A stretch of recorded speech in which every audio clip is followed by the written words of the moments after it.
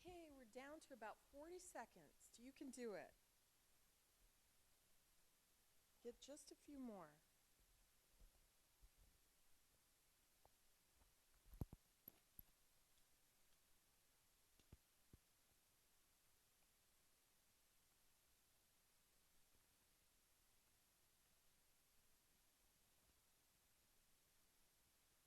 Fifteen seconds.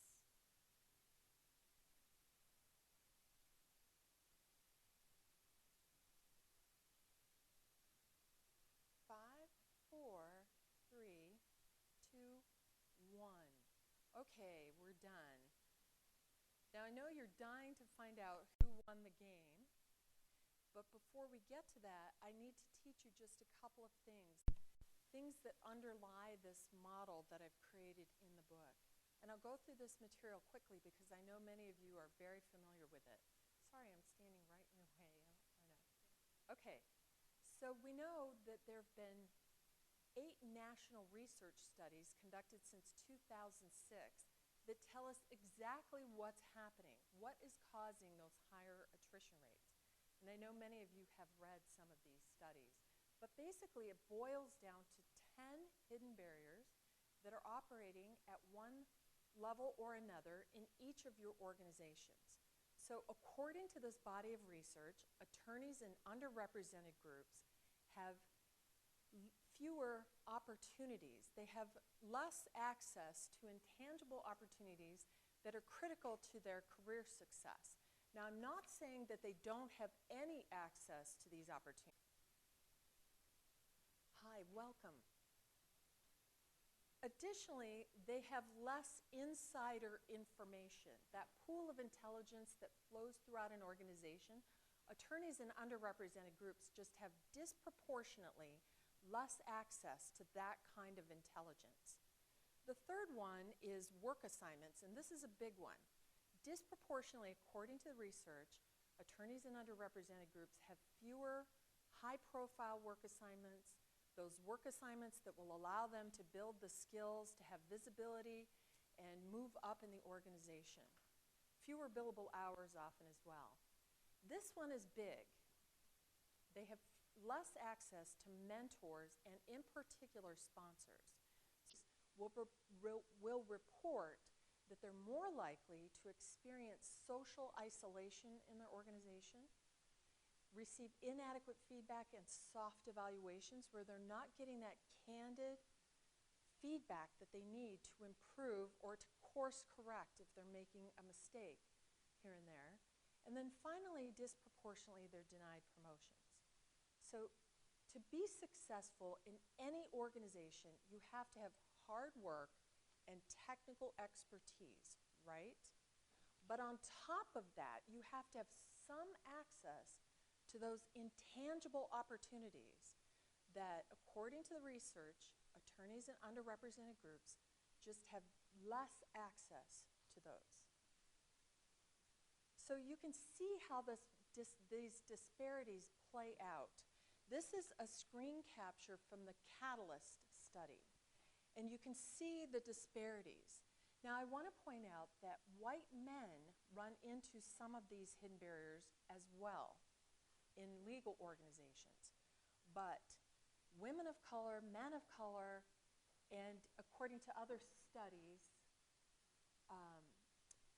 LGBT lawyers as well are running into these hidden barriers at higher rates. And you can see the disparities in the numbers.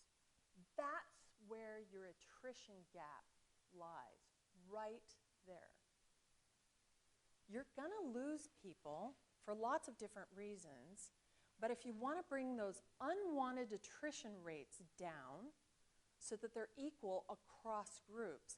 You have to attend to those hidden barriers. That's the foundation for this entire going all in model. So really quickly, I'm just going to go over this very quickly because I know you all know this, but diversity is pretty much about the numbers. It's about who you are in the organization, what different groups you have that are underrepresented in your organization. Inclusiveness is about what you do. It's about the process.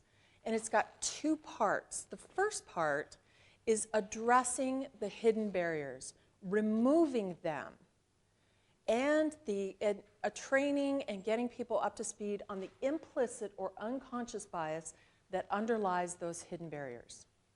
You aren't doing inclusiveness unless you are addressing those hidden barriers and unconscious bias. Many organizations will just throw the word inclusiveness on their website and add it to their materials because many people think that inclusiveness is just a new word for diversity, right? But it's not. They're very separate. They're connected, but they're separate paradigms.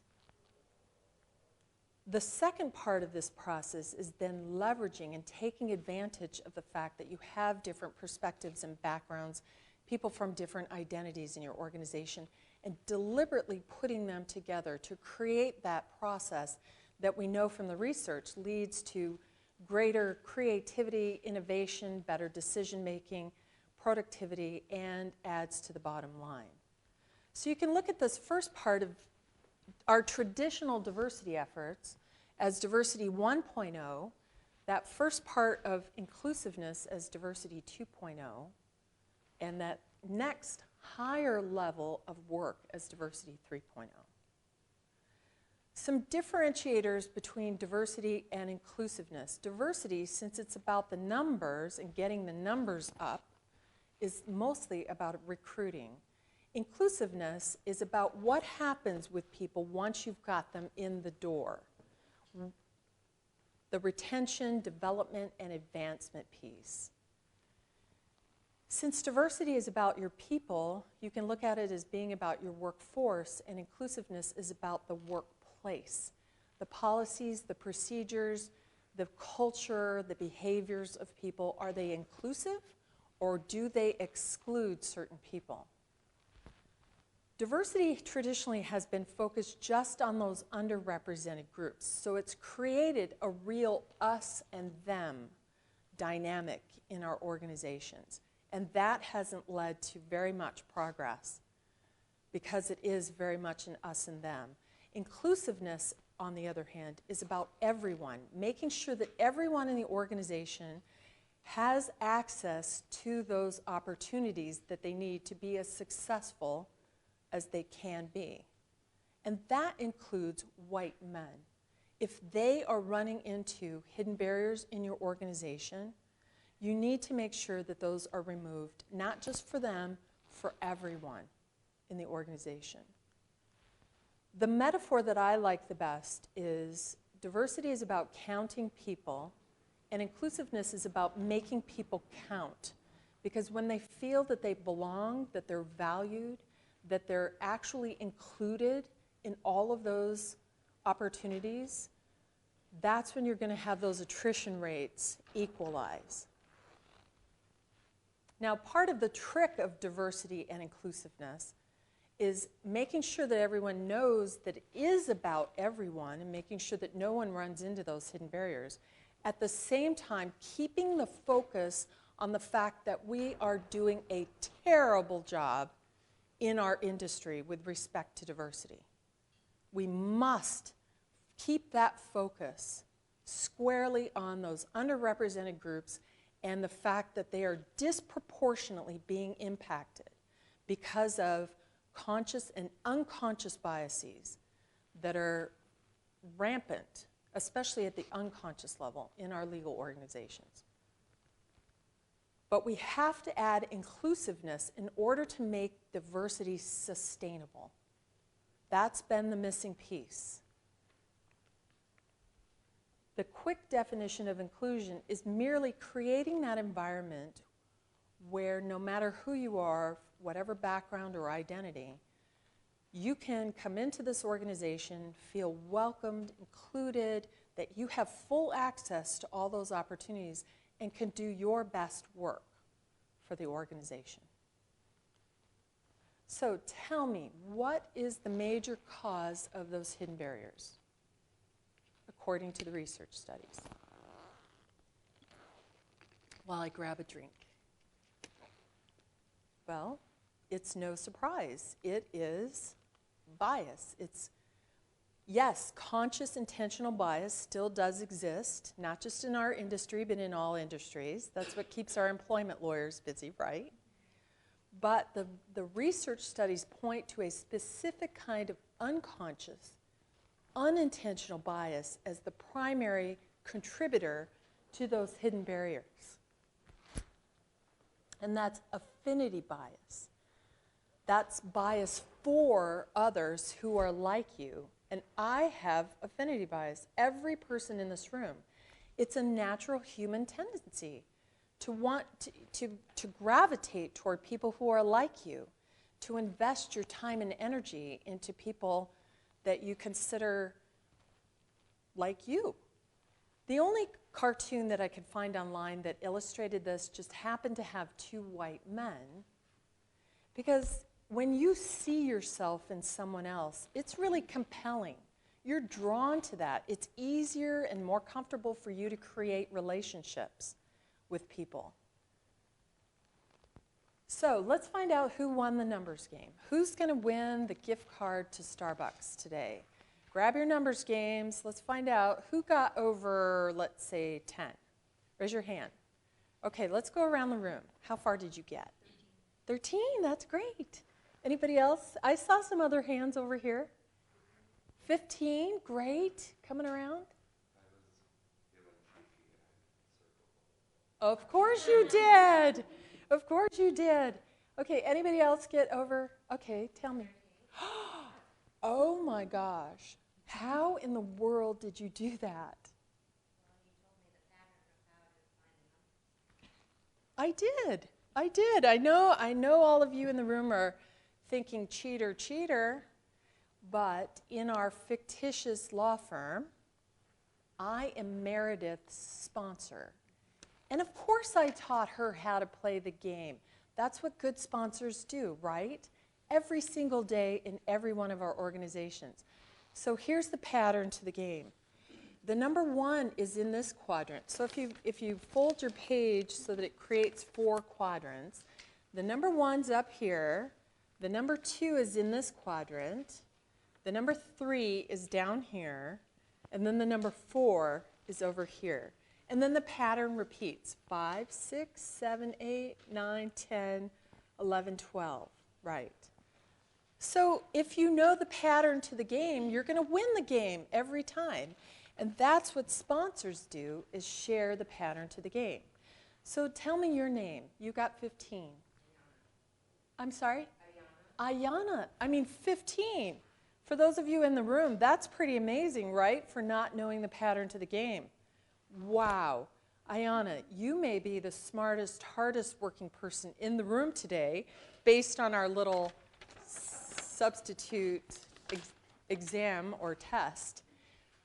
But let's just pretend that Ayana and Meredith are associates in my fictitious law firm, where I'm a partner.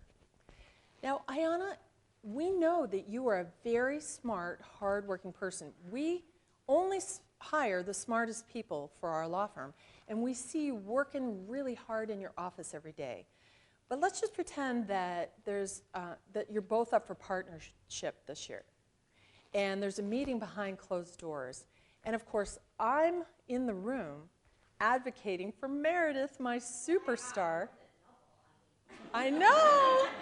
Look at you, you hit it out of the ballpark. I made sure that you had all those. I opened my networks to you. I took you to client meetings and introduced you to all the right people and made sure that you were lined up for those plum work assignments that gave you the profile and the visibility throughout the firm, right? If you made a mistake here or there, I went around and smoothed it out with the people that it needed to be smoothed out with. Things like that. But that doesn't mean that you're not smart and hardworking. You just took those extra opportunities that I gave you and just really hit it out of the ballpark. A 38 compared to a 15. Now, Ayana, you're an amazing attorney, but you never figured out that you should have been cultivating a sponsor like me who could advocate for you behind closed doors. Now, the writing's on the wall. I mean, comparing the numbers, because the decision is always all about the numbers, right? The 15 compared to the 38. So we're gonna make Meredith partner this year, and we're gonna give you another year to try to get those numbers up. But you have no idea about how the game is actually being played and at the level that it's being played, and I'm not sure that you can actually catch up next year. Okay, right. So now I'm going to let you all vote on who gets the prize today. So apart from our little fictitious law firm game. So who votes for Ayana to get the prize for the game? What? Wait a minute, what about my superstar Meredith? Who votes for Meredith to get the prize for the game? Nobody? What? Yeah. So clearly all of you believe that we live and work in a world where it's a meritocracy, where the hardest working, smartest people will win the prize. That's not really how the world works, right? It's the people who have the inside track, who have that insider information, access to all those opportunities that I have given Meredith all these years, right? The thing is, I worked way harder on this than I normally would have because I knew I had the inside information. So like I felt like I had to like make sure I did really well. Right. I was like hustling. Normally I'd been like, but I was like, I have to get as high as I can get. Right. So it was also, I feel like that sometimes happens too, that even when you have someone like giving you some insights with you, like actually motivates you to work harder. So that helps you. That's a great observation. I wonder too, and I suspect you'll get to this, but what do you say to the partner as you're doing this game with them? What do you say to the partner who's still skeptical and says, well, Meredith really showed the initiative, and that's why the sponsors came to her. She actively reached out. Like, what do you say to that partner who still doesn't believe? We don't know that. We don't know that I didn't just look at Meredith and think, oh, she reminds me of me when way back when, and I just scooped her up under my wing. We don't know that they didn't have the same exact initiative.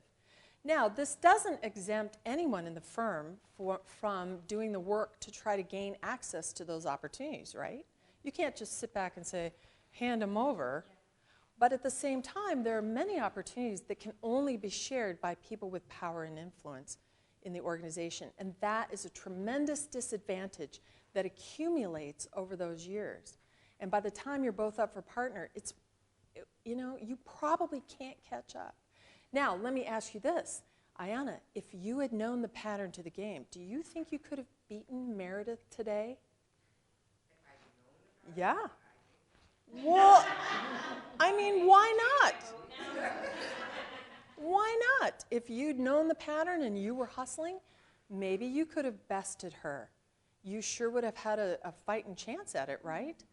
What a silly business model we have, where we're allowing tremendously talented, smart, and hardworking people who just aren't able to play the game at the same level because people aren't investing in them at that same level. What a ridiculous business model.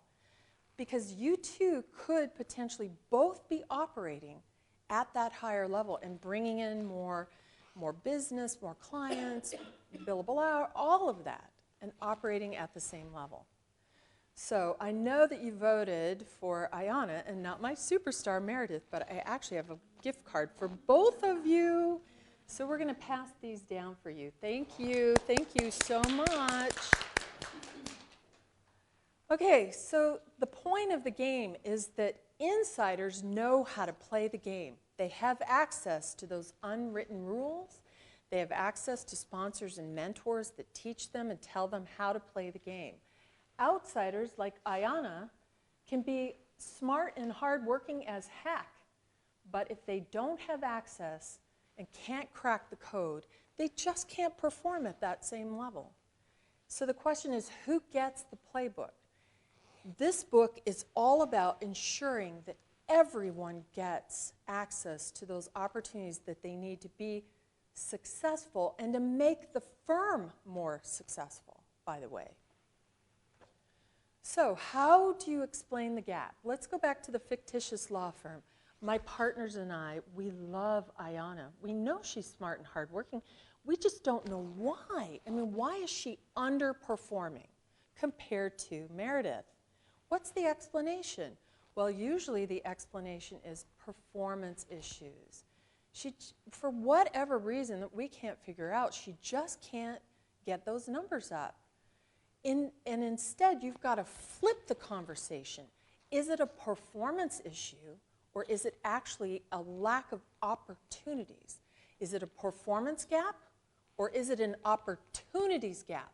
Because we've already talked about the fact, if Ayanna had the pattern to the game, she could have potentially outperformed the superstar, right? This is not a performance gap. It's an opportunities gap that can be fixed. So you have to change those default settings. The default right now in every one of your organizations is affinity bias. It's thriving and fueling those hidden barriers behind the scenes. By the way, largely out of the awareness level of most of the people in the organization. They don't know about affinity bias unless they've been taught or you taught them. And so if you're not intentionally including people by removing the hidden barriers and implementing the Dni Competencies Framework in my book, you are unintentionally excluding them. You are creating those attrition gaps and allowing them to thrive and allowing those survey results to go on year after year. And we are going way over time. I have to talk faster, much faster. Inclusiveness is not an occasional act or practice. It's a constant attitude and needs to be embedded into what everybody does every single day at your organization. Excuse me. So this going all in approach, you have to start with my in. That's getting leaders not just committed, but actively engaged. So that's a chapter in the book, how to do that. Then you need to get those leaders gaining buy-in throughout the entire organization on D&I and the importance and the business value. And then this tie-in piece is that structural change piece. And that's what the maturity model that Paul is going to talk about is going to help you do.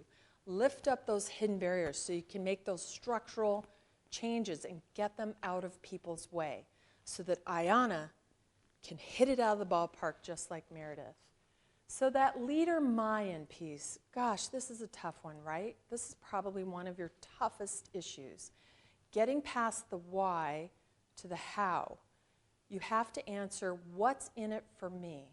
Leaders aren't going to engage in doing anything different until they're convinced that something's wrong and there's something that they can do to fix it. So some of the hurdles to overcome. Unconscious bias is the cause of the hidden barriers. So right there, they're clueless about this dynamic that's causing those hidden barriers and the attrition gaps. They simply don't know what they don't know, and you need to convince them. And then system justification and status quo bias, those are two other kinds of unconscious biases that they have a boatload of. They can't admit that this thing that they've built has flaws, is deeply flawed, and is hurting people disproportionately in underrepresented groups. So at a certain level, you have to overcome that too. They kind of don't want to know what they don't know.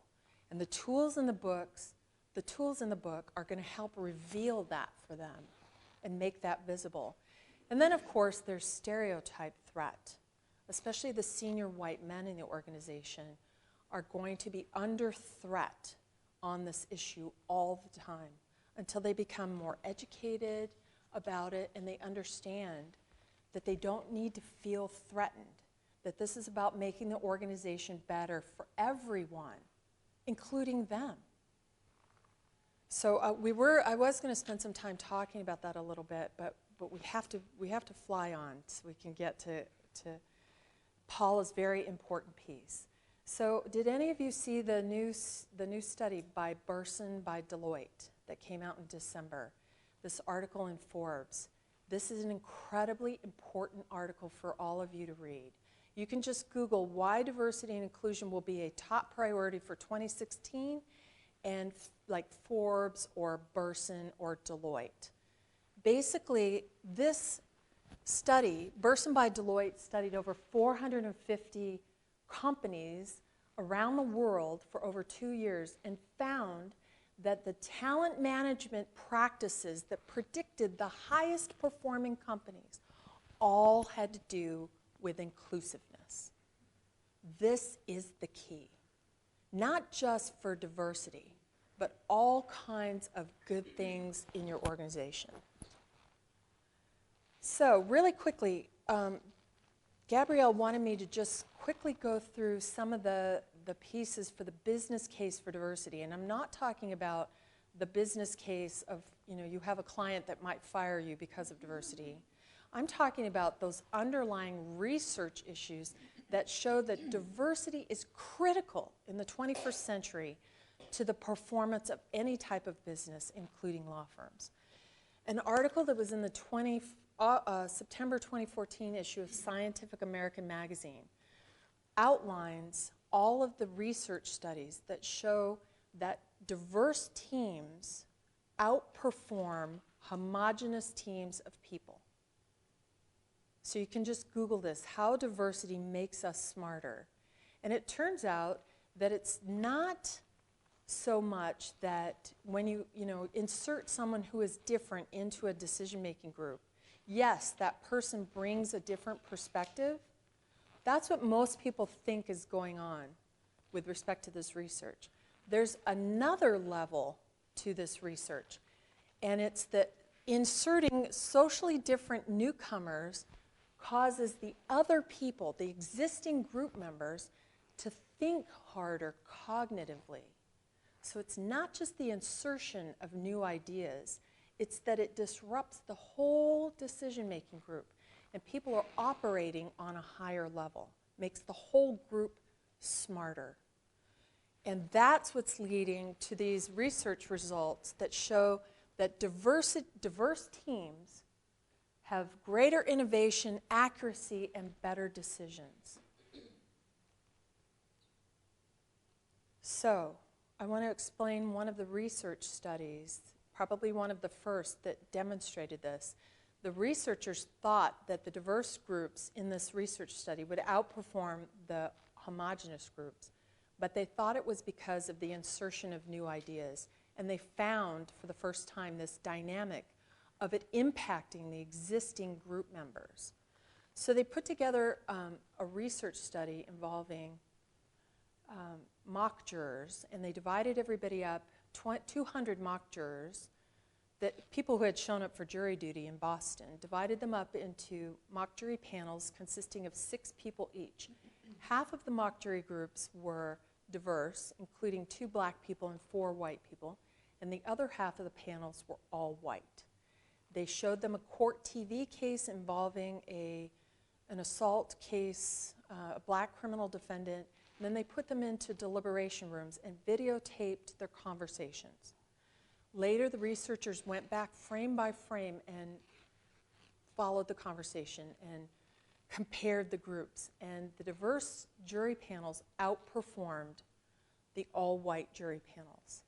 Because the white, and yes, they found that the black jurors brought something unique and different to the conversation, but the difference between the two groups really came down to the fact that the white jurors on the diverse jury panels were thinking harder cognitively than their counterparts on the all-white panels.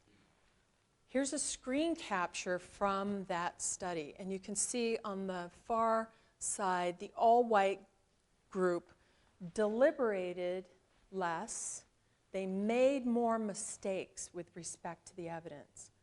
They didn't cite as much of the missing evidence that they would like to have heard compared to the diverse jury panels.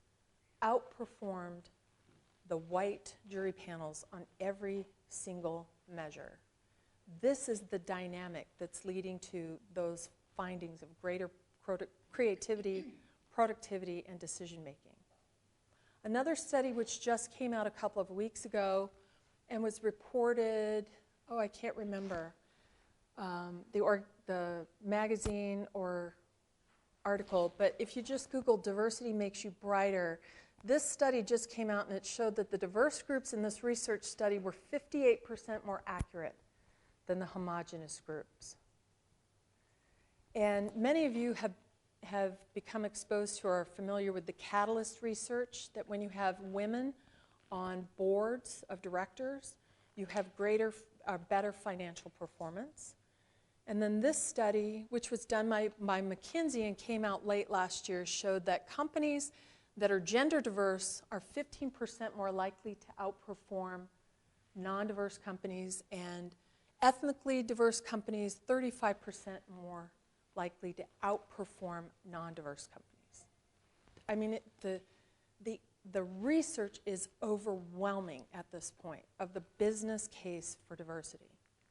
So the personal case for diversity, when I do trainings with law firm leaders, I'll often point to the fact that diversity makes you smarter, a better lawyer, a better manager, a better leader, personally, and you will make better decisions when you incorporate different viewpoints.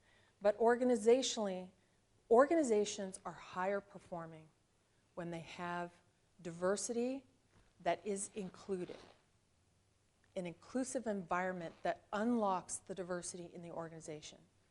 Because you can have a diverse organization, but if it isn't inclusive, those diverse people are feeling marginalized and like outsiders and are not able to contribute at their highest level. Okay, so this new mindset for leaders. Traditionally, they viewed diversity as a problem that it needs to be managed by somebody else, not by them. Inclusive leaders see diversity as a tremendous opportunity that they need to take advantage of. Traditionally, leaders have looked at diversity as a side issue.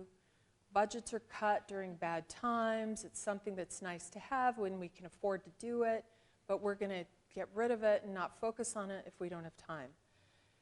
Inclusive leaders know that inclusiveness is about everyone and engaging everyone and lifting them all up so they can perform at that higher level. You can see differences, other differences not connected to business strategies. Now, leaders that have been exposed to that research understand the connection to the business strategy and the bottom line. Full utilization, mitigating costs, making better decisions. And this outsourcing their leadership, they haven't seen how they needed to lead really on diversity except for talking the talk. But inclusive leaders know that they need to walk the talk and be fully engaged. The leaders that I was working with in Denver were incredibly good, well-intentioned people. I'm not kidding. I worked closely with these people who were mostly men. They genuinely wanted to do better on diversity, but they didn't know what to do. And so that's why I wrote this book, so that this lays out specifically what leaders can do in terms of concretely changing the behaviors, the culture, and the structures of the organization to be inclusive. Okay, so let's see. Paula, can you tell me where we are on our timeline? Sure. Before we start this conversation so we know how much time we have. How are we? Okay, wow, we're really behind time. So we're going to just take, instead of more time, we're going to have a group discussion. We're just going to take 5 minutes on this so we can get to the other material. What has worked? I know that getting leaders to not just talk the talk, but walk the talk has been incredibly difficult. What has worked for you all in terms of getting a leader or leaders actually engaged in D&I? And what additional levers can you pull to gain greater buy-in among leaders? Any thoughts or ideas? What do you think might help you with that? Paula, do you have anything to get the conversation? Something has worked. We've brought in, whether it's not it's worked is remains to be seen, but we've brought in, as many firms have, Erin and others to come in and speak to unconscious bias, but we've specifically brought her in to speak directly to the ARC committee, which is the attorney review committee, to right before the review process kicked off, so people are aware and have a better understanding of how unconscious bias can impact performance reviews. Okay. Other ideas? For us, we've had management committee members or sponsors for affinity groups that are not a member, so having them kind of go in and really like in depth into one group understand the issues, and it does end up expanding to all, but when they start really kind of digging in and feeling that they're accountable for, you know, if they have to present to the other management committee members how we're doing on that particular group, whether it's African American or LGBT, and I feel like they then act more critically. Because one of our things would be like they would sit there and say like, how come, you know, they might ask why aren't there more people of color for partner for the, you know, each practice group for senior leaders, and then someone will say, oh well, you know, it's because, you know, Meredith did blah blah blah on the numbers test and Ayana did this, so that's why Meredith's up for partner. Where now I think they'll be more likely to start to say, well, how did we get to that point? Right. Where I think before they would just ask the question and felt like that counted as I'm a diversity champion. Because I asked the question, where are the women people of color? So that means, you know, that's my diversity leadership. And so you see in those areas that are starting now to extend to groups other than the ones they're responsible for and to ask more critical questions. But, you know, that's still only 5 people that have that experience. As an extension of that, we frequently take our senior leaders and drop them in conflict situations. We've noticed this tendency that we'll take someone within an affinity and promote them within an external organization that promotes that affinity. So, for example, Alice, the Global Advisory Board, was all women, but it was very much a dream to acquire. So we started to identify opportunities in which there were stretch experiences for our student leaders in which they would be the only one in the room. They would be an ally in a room of LGBT people, hearing conversations that they may not have experienced before. And that experience of being the other for a member of our senior leaders has crafted them directly to how to support and be active allies for those leaders. That's a great idea. So, yes. Again, remains to be seen success is to split our practices into business units as one of the, and we've sort of tapped into the natural competitiveness among the lawyers, the business unit leaders, and one of the numbers that they have to keep track of, along with revenue and all of that, are attrition rates and how diversity is doing within their particular business unit. So they have to report back, and then suddenly they're comparing, you know, how they are doing. Competition never hurts. Yes. That's especially right. for- We'll come back to this if we end up having a little bit more time, but I want to also talk about the buy-in aspect of this, embedding D&I competencies into job duties and responsibilities. So how many of you use a competencies model for evaluating attorneys? How many? Kinda, a little bit? Okay. So you really can't hold people accountable unless you have a framework to tell them exactly what's expected of them and how they can progress from one stage to the next. So that's what I've created in the book, is a D&I competencies framework. So it starts with the definition of inclusion that people can build off of in expectations for changed behaviors in particular. So it inclusion exists when everyone feels equally advantaged because the hidden barriers have been removed. So that's the first thing. You're not doing inclusiveness unless you're addressing the fact that Ayana has been impacted by hidden barriers. The next aspect is appreciated because all differences are recognized and valued rather than having an organization where those are just, we love the fact that you're diverse, but now we expect you to look like us, think like us, be like us. That's not diversity. That's not an inclusive environment. The third part is empowered to be fully authentic, so you don't have to leave your identity at the door each day to be successful, fully informed and know what they need to do to attain higher levels of personal and organizational success because there's more transparency, included in all pertinent processes and decisions as well as the social fabric of the organization, and engaged and motivated to bring their best work to bear. So you have an inclusive organization when people are reporting that they feel those aspects. You're hitting those aspects. And the definition is in the book. So again, I want to emphasize, you may think you're doing inclusiveness, but you're really not unless you're identifying those hidden barriers and working to remove them. So your competencies, do you have your competency? Yeah, you have your competency framework in front of you. So just take a look at this. I have outlined for people what it means to be skilled, unskilled, and highly skilled at inclusiveness. So you can also give this to a leader and ask them to benchmark themselves. Where do they fall on their work to create an inclusive environment? With respect to that first aspect of equally advantaged, if they are unskilled, they are doing things like, first of all, they don't even know that the hidden barriers exist.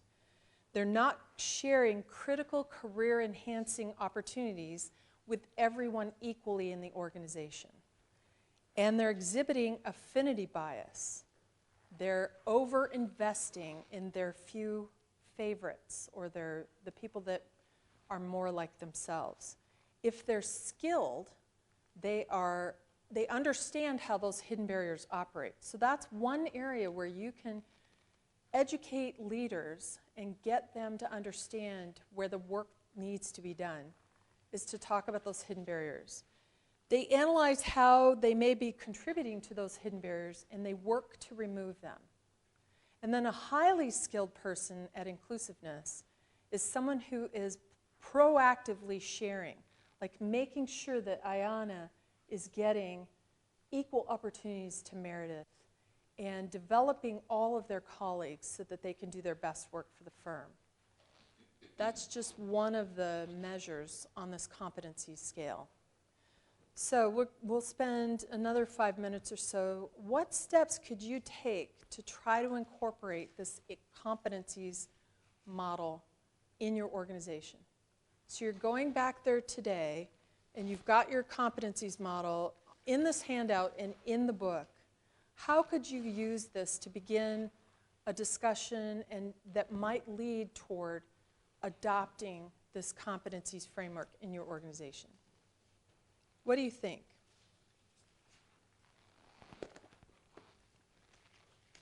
What's a strategy that you could implement?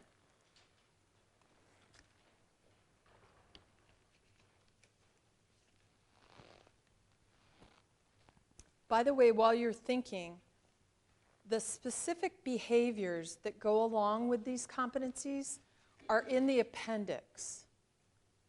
So that's where you could say to people, are you exhibiting these specific behaviors or aren't you? And that's where the accountability can come in. Because at a certain point, if people know what they're supposed to do to be creating an inclusive environment and they're not doing it, then you can begin to hold them accountable for their behaviors, right? Right now, you've got a situation where people don't know what to do, so they're not doing anything, and there's no accountability. for them to change because they don't know what to do to create that inclusive environment, right? What are your thoughts?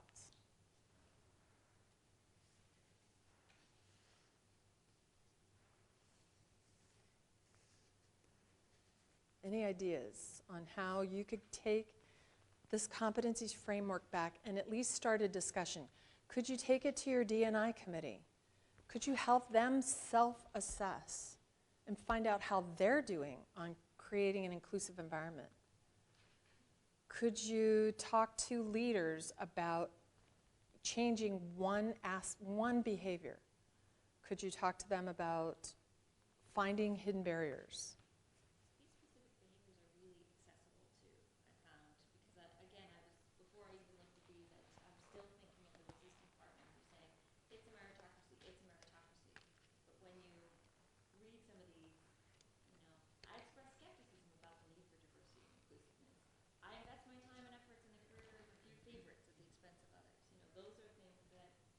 Would be hard to hide from. So I think perhaps maybe starting with a small group discussion with a diversity committee, but maybe flipping to what Drew said, that's preaching to the choir.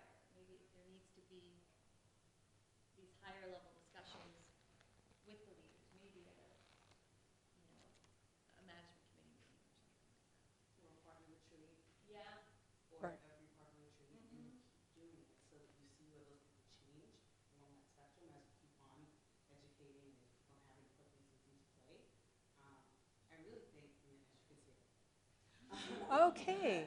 that this is really tangible. It's not like this far-fetched thing where they're going to be like, I have no idea why I should be doing this, and I actually don't want to. It's like, here's what you should be doing. This is why we'll make more money if you do it, even if you don't care about the goodness of it all. And then, here are the steps you need to take in order to make this happen. And we can continue to see how we grow and how that growth then affects our business as we continue. And maybe it's a quiz before you even get to the specifics. How many people are you, who are your go-to associates? And then start to unpack it that way. So before revealing the right answers, having them honestly assess where they are, in a sort of secretive way, and then sort of saying, okay, now you really can't hide from this. Exactly. That's a great idea. And you're going to see in the behaviors that are in the appendix that these are really good citizenship behaviors that should be expected of anyone in the organization. Like, leaders can't say, oh no, we don't want to do that, because these are good behaviors that you would want everyone engaged in anyway. So that's how concrete this is, yes. I also think it speaks to the fact that, in a lot of law firms, you'll find that there's two black partners and all the black associates are pushed towards them for mentoring, sponsorship. This also shakes that up too, because it says it's all of our responsibility for everyone. It's really the inclusiveness piece, and it'll, a lot of times when I speak to partners, they're like, yes, I have 25 mentees, because, or if the numbers are that big, because we're the only ones and they have to see us, but it'll say, let's see how we can spread the wealth too, and Right. let's see what the impact is there. Right, and you're going to hear Paula tell a story about that. So I really want to get to this piece, so let's fly through this material. You have one of the most important tools in this book is the maturity model. So this is another way that you can assess the firm overall in terms of its maturity with respect to D&I. So at a level 1 organization, that's a complacent organization that doesn't really care about diversity. And a level 2 organization is an organization that does care about diversity and is engaged in those traditional diversity efforts, sponsorships, scholarships, internships, all of those, especially recruiting-focused efforts. A level 3 organization is one that's adding inclusiveness to its traditional diversity efforts. And then the very highest level organization, a level 4, is a fully inclusive organization. This model is in your book. Would someone find the page for me? Because I don't have the maturity model. It's, the assessment is on page, let me put my glasses on. The assessment is on page 87. This is the scorecard for the maturity model. And the maturity model itself starts on page 70. Yes, page 70. So you can take a look at that. that you can use this to benchmark your firm. So a level 1 organization, diversity isn't valued, there are very few programs, and very few, if any, diverse lawyers. At a level 2 firm, which is where most of your organizations are at right now, you've got a lot of traditional diversity efforts, but they're not making much difference in terms of those higher attrition rates. And then a level 3 organization is really fully focused on retention, development, advancement, and finding those hidden barriers and addressing them, and making the systemic changes that are required. In a fully inclusive organization, there are no attrition gaps. Those are things of the past. D&I are business drivers, and everyone in the organization has responsibilities. They're built into their job duties and responsibilities. They're evaluated through this competency system. Are you exhibiting those behaviors that will help us create that inclusive environment? And tied to compensation. All of those accountability pieces. So you can use this tool to teach people about diversity and inclusion and what an inclusive organization really looks like. Right now, people don't know. They don't know what an inclusive organization looks like. This tool will allow you to lift up those hidden barriers and identify them so that you can begin to address them. And that's what Paula's going to talk about. And it also allows you to benchmark your firm's progress toward becoming a fully inclusive level 4 organization. So now I'm going to turn it over to Paula so she can tell you how her firm used this tool to accomplish those goals. Well, thank you. Beveridge & Diamond, for those of you who don't know, is we're a 100-attorney firm. We have about 55 partners. When I joined the firm in 2004, there were about 40 partners, and there were 5 women partners, none of whom had had children, all who had really just devoted their entire career to the firm. Now, in 2016, we have 18 women partners. We're at 30% of our total partners are women. We have 2 openly LGBT partners. I'm one of them. And we have only one still, unfortunately, African-American partner. He's our managing partner, though. His name is Ben Wilson. And if any of you are out and about in the diversity world, you know Ben Wilson because he is an amazing person and a great champion for diversity and inclusion. We have had other diverse partners who have left the firm. And we have had diverse associates who have left the firm. So I'm going to try and put all this in perspective, but I want to talk about our experience. And because we started our D&I efforts in 2006, and we made some progress. We got a committee. We looked at our flex policies. We were, I think, probably doing the same thing all of you all are doing. We had training sessions. We had actually 4 days of training, mandatory training for every person in the firm. So think about that. We divided it up over, a few different days, but it was mandatory. Every person took the training. It was interesting. We got a lot of feedback. We started our efforts. We started having speakers come in once a year, committee, and we made some progress. We made some progress in recruiting, but we still kind of weren't having a lot of progress in retention and kind of this feeling of, what's going on here? If you open up a door, sometimes it can make things worse, right? People want more, they expect more because you have a diversity and inclusion committee, but they don't feel included. So it's like, what's up? You're doing a bad job. So here's what here's my aha moment. First diversity and inclusion committee meeting of the year, we had a couple new committee members on, and they said, I don't really know what do we do? What does the diversity and inclusion committee do? And what are we trying to do? It's like, okay, I've been doing this too long. I'm not listening to what's going on. And one of the members said, we need to figure out what's going on with the firm. How are people feeling? And in the meantime, I had been working with Kathleen, and she had her new book out. We had given her some feedback on the book as a firm. And I said, Kathleen, let's try your diversity model on the firm, and let's see what people are thinking. And that was in May of 2014. I guess I should have the clicker here. And that's when things really started to change, is when we listened to people and got some feedback and brought the boat to the dock. That's when we got people on the boat, and now the boat is sailing. Now, it's a long journey, and we're not where we're going, but at least we still have a boat, and it's afloat, and we're moving, and we're making progress. And the way we've done it is maybe not what you might think. So Kathleen came to our firm. We held these in-person focus groups. And when people were taking the diversity, and I want to just say that the tool itself is a great vehicle for conversation. And one way you might want to frame it is diversity and inclusion consultant Kathleen is looking for feedback on her diversity and inclusion model. Let's take this.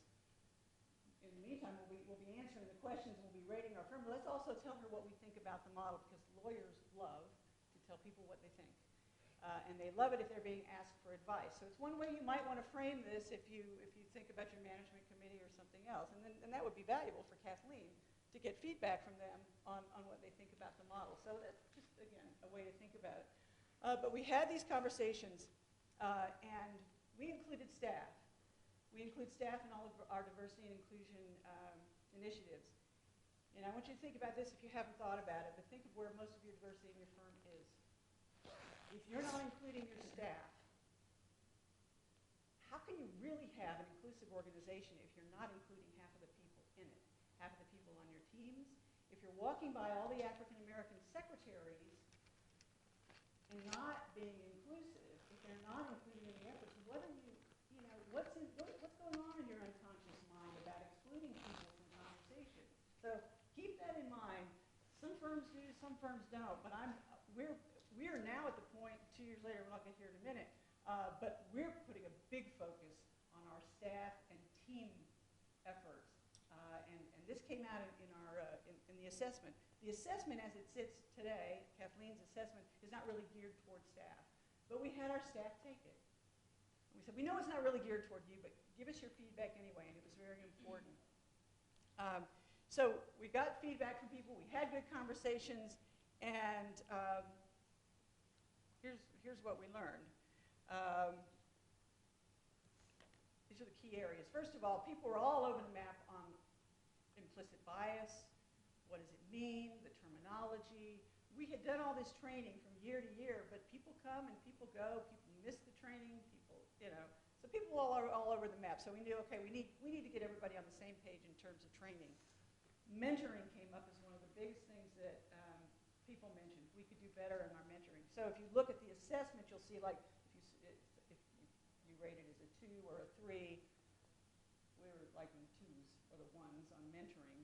We have a formal program, but clearly it was not the same for every individual. It was different. And people were not feeling like they were getting good mentorship.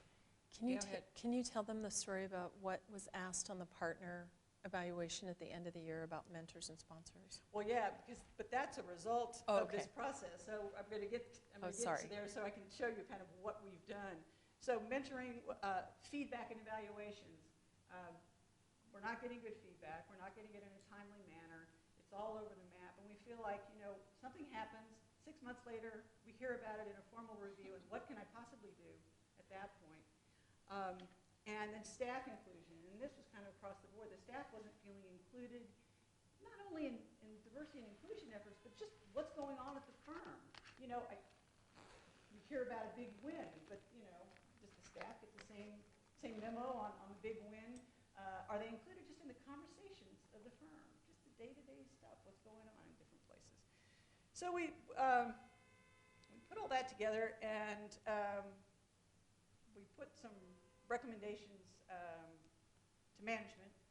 We have a 5-lawyer management committee. Our managing partner and 4 attorneys are on the management committee, and then our COO and our CFO. So it's a 7-person team, 5 lawyers. I took the recommendations, the evaluations that Kathleen helped me with to the firm, to the management committee, and I said, here's our first recommendation is to do workshops in each of our offices.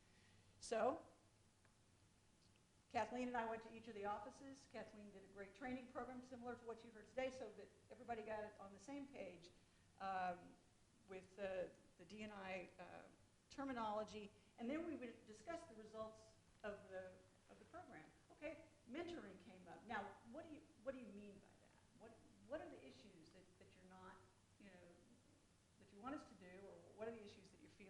So we got more feedback, direct feedback and good conversations. Again, attorneys and staff together, partners and associates together, everyone in one room. So we had these conversations, and then as we reviewed it and we looked at it, we started to create an action plan, and we realized that this is not a D&I issue so much. I mean, it's a D&I issue, but it's not a D&I issue. It's every committee in the firm and leadership all has to be involved in this. It's not something that our committee can put onto the firm or implant or place over everything. It's got to come like this. So the conversations were a means of tell us what's on your mind. Let us respond to you rather than tell you what you need. So that was the plan we put together was everyone's identified mentorship. That goes to attorney retention. We had lost associates. We go through that. In a small firm, it's a big deal when you lose 2 or 3 associates or 5 associates. So that's on everyone's mind. But we decided to sort of frame the issue differently. Rather than our diversity and inclusion initiative is we're going to work on mentorship. Our associates committee had been the committee that really kind of handled the associates issues and the mentorship issues. And so I just stepped over to the associates committee and I said, this is going to come from you. And here's what we're going to do. Let's build a culture of mentorship at the firm. Because people, like you said, one person gets 35 mentees. People get assigned and they think, I'm not assigned. I'm good. I'm off. But that's clearly not what we needed to do. What we needed to do was create a culture in which everyone understands their role as a mentor and as a mentee. Everyone learns those behaviors of being a good mentor and mentee, and everyone understands their responsibility in everything they do. So without mentioning the word diversity and inclusion, we decided to launch a culture of mentorship at the firm because people found that to be something that they could get behind that made sense. We conducted additional feedback. We had focus groups then with associates alone and partners alone. I spent a ton of hours on this, and so just back up. I mean, I have a firm that supports those hours that I spend. I'm a full-time litigator, but I do have a management committee that understands the value of this. That's key. You've got to have a management committee that's willing to say, okay, go ahead and spend those 600 hours on that.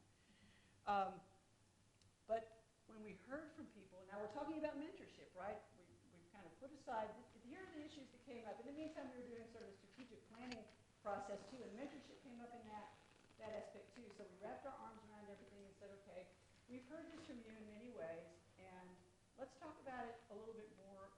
Associates, just you alone. Tell us what's on your mind. Partners, you tell us what's on your mind. And then we had some staff, our HR person and manager. There's a manager in the New York City office. Her name is Nadia Wagner. She's the rock star of getting things done, and she and I work very closely together. But they're having focus groups with staff. So again, conversations. Understanding that we can't let that ball drop. Like you were saying, you have somebody come in, it's great, everybody's all excited, and then 3 months later, it's like, well, what happened with that? So we knew we had to keep things going. So we kept, every time we had one conversation, we put another one on the calendar. This is coming up. So people felt like they were on that boat, right? The boat hasn't stopped. We haven't dropped anchor anywhere. We're still moving along. These were the things that came up. Teach us the key principles for mentorship. That's what they want. Teach us what we need to know. What are the behaviors that we need to know? Give us some checklists, some reminders, some things that we can some tools that we can use. Trust is really important. And we need, formal and organic relationships. Those are important too. Regular contact, communication, and then feedback. Teach us how to give good feedback. We know people want more. If you go to Appendix B, or Appendix A, maybe it's Appendix A. I just want to show you how this all works. Appendix A. These are Those are the advanced leader competencies. These are competencies, but I can tell you that we are using every one of these, but we're just not calling it D&I competencies. We have taken these and we have woven them into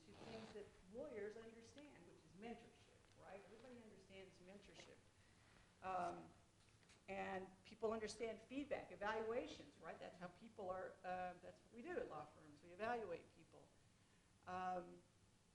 So we created the overarching plan, and we wove it into professional development. We don't have a professional development director. D&I, we don't have a D&I director except for me. Practice groups, everything is attorney-driven in our firm. We don't have any real staff or professional support, which I'm an advocate for, but I'm not getting anywhere on it. And business development.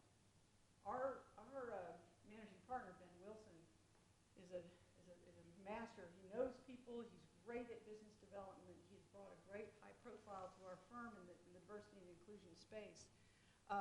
But we understand that as far as supporting people, business development is a big piece of it. So our marketing team needs to they need to know that they're responsible too for making sure that everybody has equal access to business development opportunities. Who's going on those pitches? Who's getting opportunities? Keep track. I want to know, is every associate getting an opportunity so I can look at it and say, well, you know, this person needs to go. The staff, again, they've done some focus group interviews, and they've come back now. We're going to the management committee with recommendations. In the meantime, I was put on the management committee. So, whoa, you know, it's like I'm already like, well, did you think about this? But again, people could see that if you focus on things that they know make sense in a law firm way, the mentorship and the feedback, then it's a lot easier to buy in, and then tying in the D&I, the implicit bias, all those things, just so that they kind of like don't know they're getting all their broccoli, you know? They don't know that they're getting those things, and learning behaviors in a way that, and I'm sure many of you have experienced it, we're feeling diversity fatigue, right? I was sensing that when I said I was going to do a D&I program, people were like, I can't do another D&I program. You know, I've done that, I've done the training, I've learned what I need to know, I don't want to hear about it anymore. So we just kind of flipped it. And we're just kind of integrating it into the basic things that we do. We had, so we told people, we asked people what they wanted, we kept asking, we kept revising, we launched our culture of mentorship, and our culture of mentorship is our diversity and inclusion program now. That's what it is. We heard from people, we want to know what's going on at the firm. We used to have a diversity and inclusion newsletter. We got rid of it.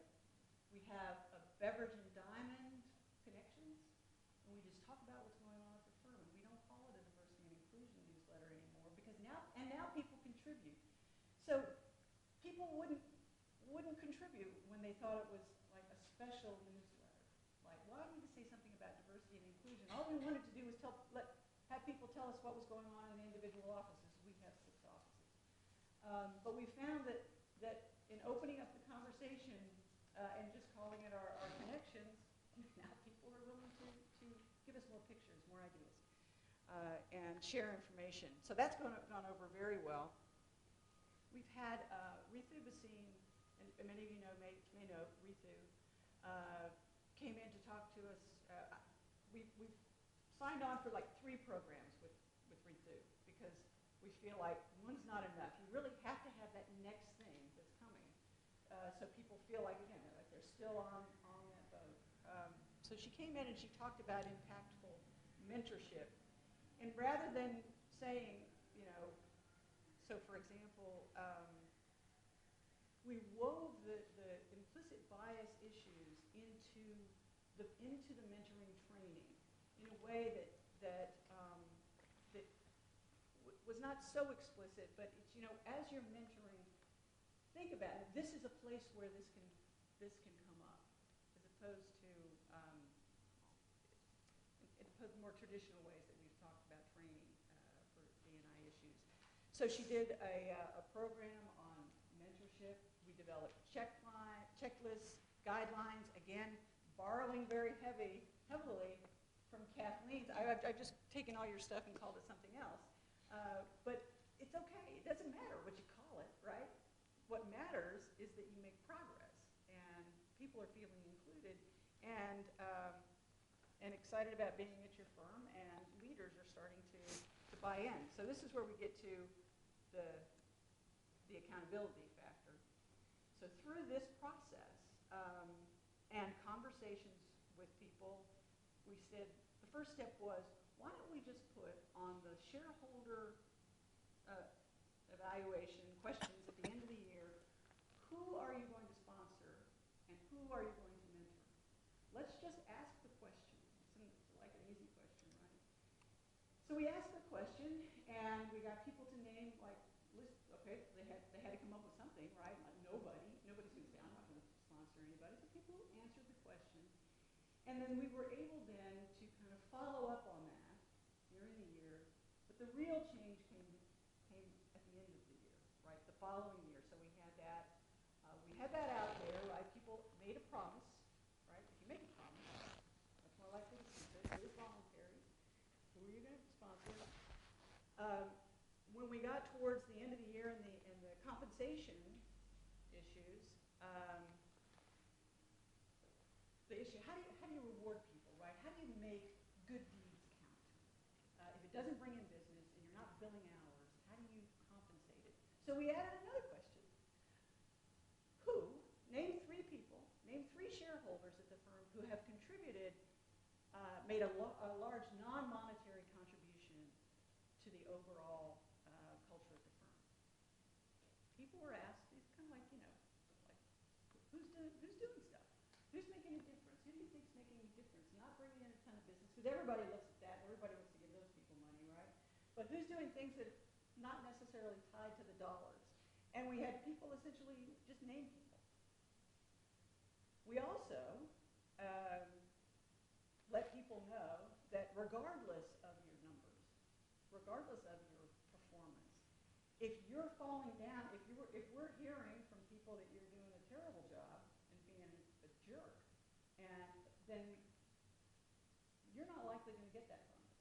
And there were times when that was actually articulated and actually done. So it takes a lot of will, right? It takes a lot of will on the part of the management committee to make those changes. But I'll tell you what, at the end of the year, people respond. They really respond to, whoa, I've really got to change my behavior because I didn't get that X number of dollars that I really wanted to get. And it's a tough conversation to have with someone. But if you have instances that you can point to, that's one. And then the people who had done a good job, who had worked their tails off to help junior associates, to help people who were going out on maternity leave, to really just go out of their way to be helpful. Those people got some real money.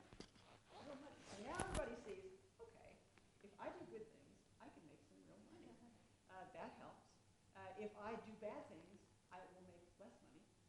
That helps. And we've also now asked the associates, name some partners who are helping you in your practice. Who are the people who are helping you the most? Who are the associates who are helping you the most? And we're gently and slowly weaving the questions into the evaluations, into our structure. There's a lot more to do. I'm really appreciative of being on the management committee at our firm, and I think now I can bring another voice. I'm on the board of a nonprofit, an LGBT nonprofit called the Victory Institute, where we help LGBT leaders get elected to office. And I can just tell you that having that voice at the table and having a voice for diversity and inclusion on your management team, having a diverse voice on that team is really important. So I'm hopeful that I bring not the LGBT perspective so much as just the D&I perspective to the management committee and help them think about things they're not thinking about.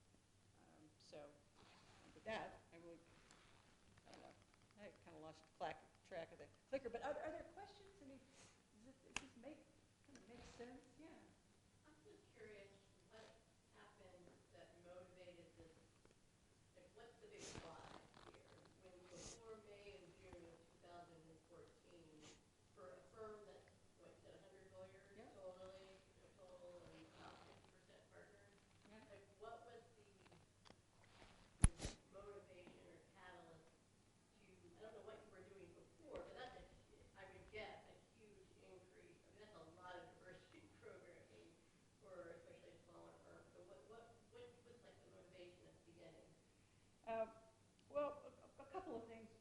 one, first, our clients ask us all the time, right, what are you doing? So we have to say something. And our marketing department helps us write our story. And frankly, I got a little frustrated with the way the story sounded. It sounded better than it was. You see it. You all see it. And it was just a personal, it was really, a lot of it was just personal frustration that, we can say, we can point to a lot of things, but deep down, we're not getting to the roots. We're not getting to this, the real behaviors. We're at the surface. We can say we've done things. We've won a lot of awards. All that's great. But deep down, are we still losing associates? Yes. Now, flip side of that is we got really talented associates, and they go to really awesome jobs. One of them left to be counsel with the Seattle Seahawks, so who wouldn't go? But in my view, if they come and they learn and they flourish and they go, that's a story we should be telling too. But anyway, I think it was just my level of frustration with hearing people say, "What are you doing?"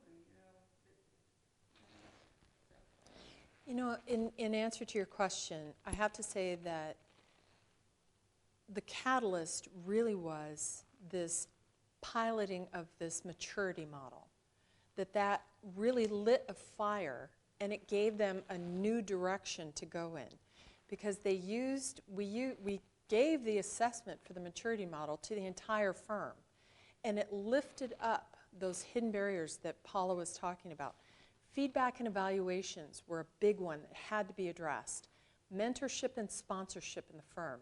So now that they had identified two things that they could work on, then Paula could run full force forward in working on those. And you saw how she covertly embedded that into everything that the executive committee was doing, the associates committee. Feedback and evaluations and mentorship and sponsorship are just good for the firm, period. Yeah, right? And along those lines, it's much easier to go to management and say, this is what everybody at the firm said they wanted, rather than for me to go and say, this is what we need, in my view. So we were just fulfilling what other people told us. So here's the question. You said you added partners over the year about who they would mentor and sponsor, and how you avoided affinity bias in those situations. And what happened to people who weren't picked? Oh. Partner says, I'm going to do this person, and then there's 10 people who nobody put down on the sheet. Exactly. Well, but that's how we could find out who wasn't getting. And there's a lot. That's how you find Ayana. Yeah, that's right. That's how you find it. So we have a spreadsheet. We put it all down on the spreadsheet. So, we got 10 people mentoring this person, and here are the people who aren't. So we got people to read us, to volunteer. And none of it was intentional, like people got left out, and that's the key thing we're making sure of now with a lot of different things. Like we have a welcome committee. I went to my parents' church, and she was telling me, the welcome committee's coming over to have dinner. It's like, what a great idea. I think I'll have the welcome committee. Anyway, but it's just, so if you have things in the practice group chairs, we talk to them, if you have all these different ways to not let people fall through the cracks, you got to know who's officially being mentored and who's unofficially being sponsored. So how do you give this assessment to people in your organization? Paula's firm chose to create focus groups of staff only, associates only, and partners only, and give them the assessment. And they all sat down, read through the model, and filled out the scorecard that's on page 87. And then we took the results, and I created a report to the firm. But how would it work in your firm? That process of having everyone sit down and take it might not work for your firm. So who should take the assessment? And you've got a handout that I've created for you that asks you these questions. Before you give this assessment in your firm, you have to be strategic about how you're going to implement it, right? So you have to make decisions about who's going to take it. Is it going to be just your DNI or the professional development committee on an informal basis? I'm on retainer with the Denver City Attorney's Office, helping them create their inclusiveness initiative. And the Dni committee just took it informally and sort of benchmarked where they were at first. So, you know, are you going to give it to partners only, attorneys only? Are you going to include your staff? If you include your staff, you should rewrite this maturity model and have it be more staff-oriented. But is it going to be in-person focus groups? Is it going to be by paper? How do you assure anonymity? Is it going to be electronic? Those are the kinds of decisions that you have to think about before you give this assessment. And you need to create an introduction.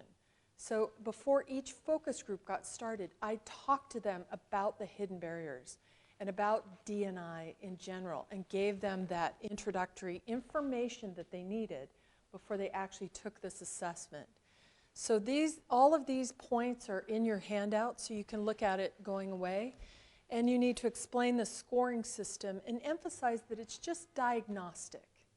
Every firm has its struggles with areas that need to be improved. And then compile your survey results, create an action plan like Paula's firm did, and this is where you begin to actually make those changes. Structural, cultural, and behavioral. If you're not doing those, you will not succeed. And the Bar Association is going to have the same exact results next year, guaranteed. So this is the path forward. We were going to have you break up into small groups and discuss what level you think your organization is on this model and what things that you could implement to try to get up to that next model. But I just want to leave this time that we have left. We have about 15 minutes for a bigger discussion. By the way, I have created an electronic version of the maturity model. I've broken it into 2 parts. It's on my website. So you can take sort of a quick assessment to try to lift up hidden barriers. And it's totally anonymous. The app that's on my website doesn't collect anything about you. Nothing. And it doesn't save any of the results. So don't worry, I don't know who's taken it. I don't know what's been answered at all. So you could take a quick assessment online, or you could take the organizational part of the test, and those 2 tests basically cover the entire model. So there are many other tools in the book that we didn't have time to talk about that are really going to help you make the case. One of which I wanted to point out is, how do you engage skeptics? How do you answer some of those skeptics' comments and criticisms? And I've created a tool in here that will help you answer many of those as well. So here's our contact information. And I would encourage you, if you want, we were going to have a handout today that's the maturity model on a format that's a little bit easier to use and to read than in the book. If you want that PDF, we had a problem with it being corrupted or something, it didn't print out, but I will send you that. If you send me an email asking me for that, I'll send you that handout. And it's just much easier to use than the version that's laid out in the book. But I want to leave this last part of our conversation for you to ask questions, for you to share with each other what's been working, what hasn't been working, to ask Paula some more questions about her firm's experience implementing these new tools. Yes? Mm-hmm. Please be skeptical. And I'm not a lawyer, but did you receive any feedback or concern that by even having hidden barriers in sort of writing, that it implies that a firm knows that it has problems, and so therefore, like an employment law issue can be a problem? This is super tricky. I'm not saying that any of this is easy, but let's just say you don't want to address the hidden barriers. Then you're going to have that revolving door. You have to be honest about what those research studies are telling us. And it's not because people are bad or ill-intentioned. It's good, well-intentioned people that are holding up that system that is inequitable in how it plays out. And if you want to make any progress on this issue, you just have to be honest about the dynamic that's happening in every workplace. And make sure that people understand that we're not pointing the finger and saying, you're bad and doing all these bad things. It's good, well-intentioned people that just have unconscious bias that needs to be addressed. So in the training that I do on DNI and on unconscious bias, I point to a study. Affinity bias has been documented in national sports organizations, including the NBA. So for many, many seasons, the study showed that referees were calling more fouls against players of a different race. So white referees were calling more fouls against Asian, Hispanic, and black players. Black referees were calling more fouls against white, Asian, etc. As soon as the industry became aware of that dynamic, then in following seasons, you saw those disparities in foul calling come down to zero. So if you don't talk to people about affinity bias and how it unintentionally plays out in our industry with these hidden barriers, you don't give them the opportunity to change their behaviors. So it's tricky. But I think the key thing is you actually have to address them. So like we did an assessment and we were reporting on it, where it's like everything we raised is a problem we had to have corresponding solution we were doing something about. Otherwise it gets into, well, now we've given anyone who's a sprinkle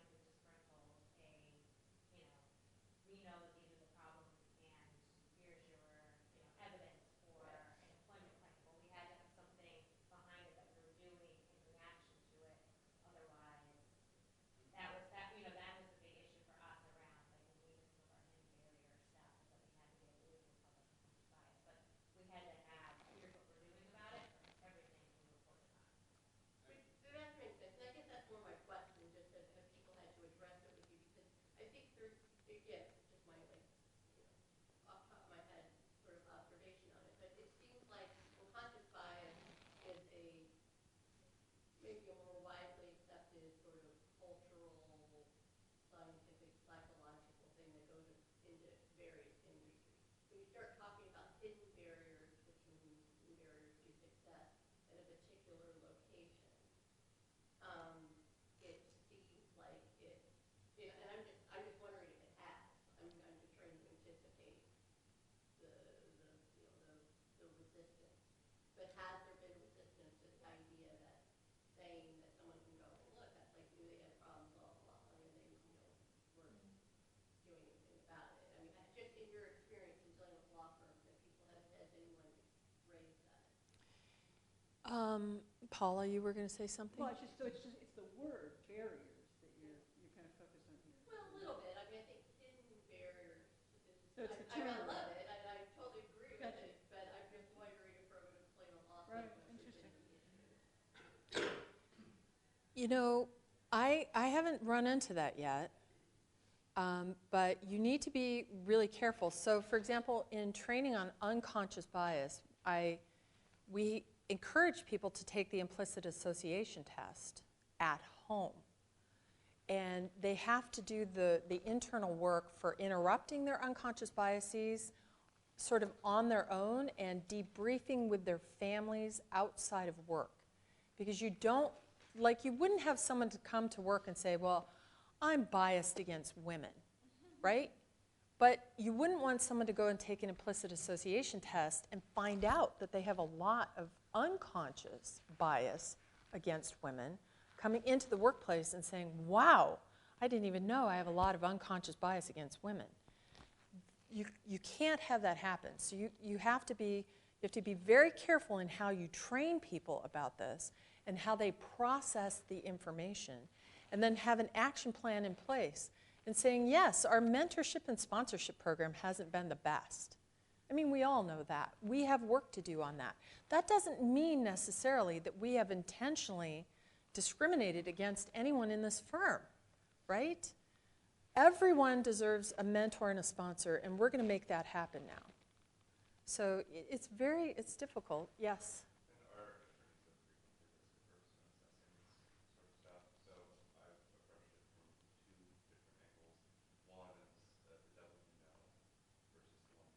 It's better to be well informed about these issues so that you can proactively address any systemic problems that are coming up. We had this issue around our fraudulent use policy. I've been working a role in a lot of that. And then the second piece of it is to reinforce it. We're not looking for villains, which would be actionable. As far as I'm aware, there are no suits that have been upheld based on hidden or unconscious bias. I think that the Ellen Powell case was the test case, and she lost, premising her claim on not being given opportunities, having barriers put up in front of her career.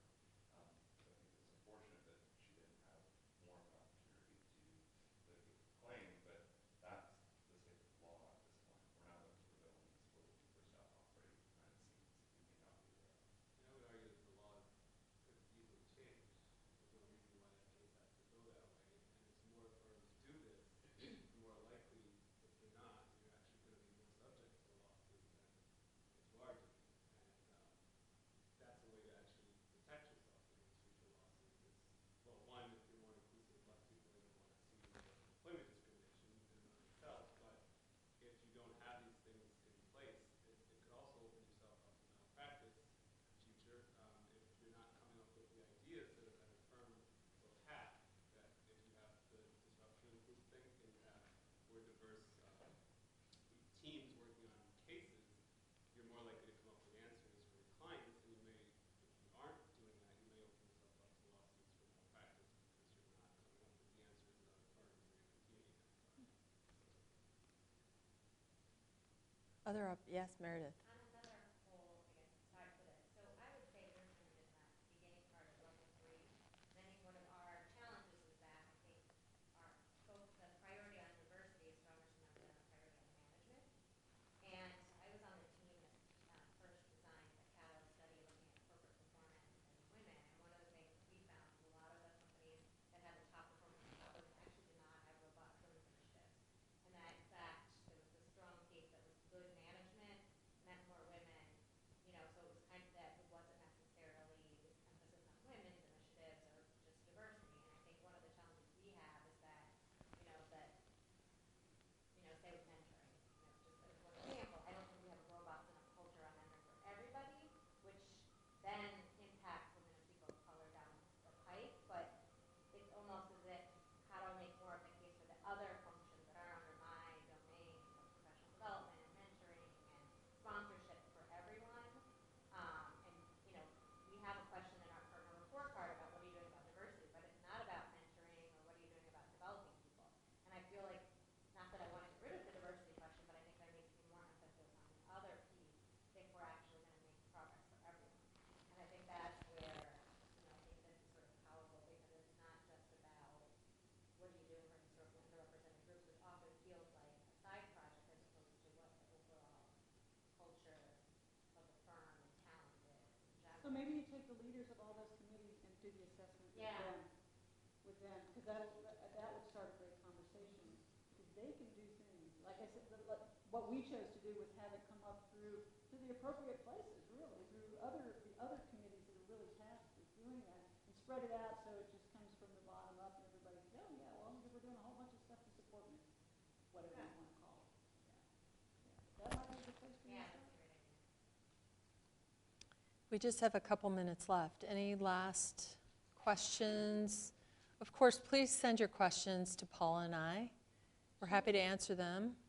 Two Yes. questions. The first is, so the NBA or NFL study that you mentioned was very interesting. Have there been studies in the law firm setting? I've seen the writing sample that Aaron Reeves did. Is there anything else that might, data points that might help to convince partners that affinity bias is real and happens, and our firm isn't unique and special?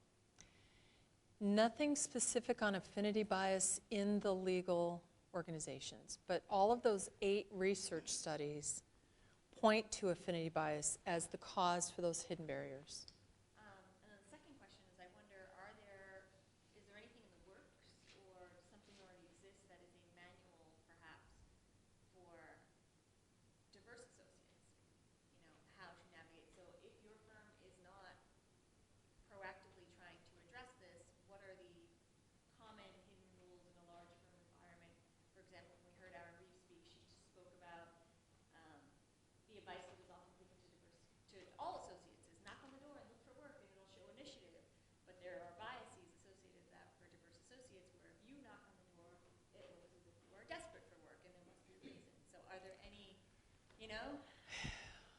That might be I don't know, Right. project for the future. That would be a great book. I'm creating a board game where people would play the game and they would either move up from one level to the next based on things that happen to them. So, you'll run into a hidden barrier, and if you've already done this proactively, it's not going to impede your progress. So I'm trying to get at it in sort of a more fun thing. My millennial sons tell me that people don't play board games anymore, and I need to turn it into an app, which Paula's always wanted me to turn my book into an app. I don't know if We got halfway. we got part of the way, but those projects are down the road. So we are out of time. Thank you so much. Now, just a second. Promise me that this book just won't go in a drawer in your desk, that you will take these tools and you will use them and you'll give them to people and keep giving them to people and keep prodding them, because honestly, this is my life's work. And to hear back from any of you, please, that you've been able to change a person's mind, that you've been able to flip someone over and make some progress, that it's a catalyst in any way, shape, or form, that would mean the world to me. And finally, I have to thank Paula, because when this book was just a concept, like literally a list of competencies, how boring is that? Paula and Ben believed in the potential for this to make some actual progress. And so I want to thank Paula and Ben in absentia, because it was because of their leadership in our industry and their belief, as crazy as it was when I just showed up to the firm with this list of things, they believed that this could be something. So please help me make it be something in our industry, and then my life will be a life well lived. Thank you. Thank you. And thanks to Gabrielle for letting me come. Thank you so much, Gabrielle. Do you have a second to download? Yeah. A lot of things came up in my mind. Yeah. And I'm going to hang out with Jonathan, so we'll have him just wait for us, because I never get to see him. 10 minutes. Yes, 10 minutes. So let me tell Jonathan. Jonathan, Gabrielle wants to talk to me for 10 minutes. Okay. Hi, so great to meet you. Let me get a card for you. Con at all? No, that She doesn't does seem familiar. business development for women, but she took her book on business and made an app, so kind of follow-up and tracking, but I felt like that model might be good for this. I about need to write that following down. your own action, progress around the model. Karen Hahn. Con. Kahn. K-A-H-N. K-A-H-N. App. I'm going to write that down. So hers is around business development, what are Right. you doing to track, but I feel like it's the same thing here, where you can set goals for yourself about what behaviors I know, wouldn't you're it be going to do, amazing? and that you have to report it, because I also feel like I'm a big believer in like the Weight Watchers model of like informal accountability, where even if you don't do anything until like a couple days before, like suddenly you're before the check-in, you know, Attending to you, it. you know, you actually take care of it. Right. So, Bye. So nice to meet you. Thank you so much. Thank you. Okay. Yeah. Thank you. So I just feel like yeah. that's sort of this idea too of like having like, have you done, you know, XYZ behaviors kind of thing. And so I think that could be for the people who, I'm not a big app person, but I know some people are Right. really Some big people on are it. big on apps. Yeah. Yeah. I'm just a single consultant, and I'm not sure so I'm. is she too. So that's, she might actually the person who did it for her. Right. I just feel like she's, you know, like I wouldn't Thank even you. know